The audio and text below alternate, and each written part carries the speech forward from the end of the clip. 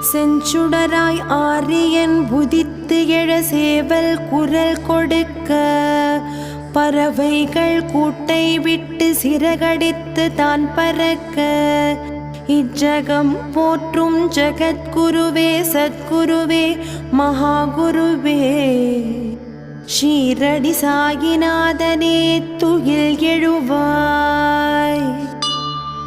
புண்ணிய புருஷராய் புவியாள வந்தவரே பாண்டுரங்கனாக பரம்பொருளாக பக்தருக்கு அருள் புரிய வந்துதித்த பரமகுருவே ஷீரடி சாயிநாதனே துயில் எழுவாய்.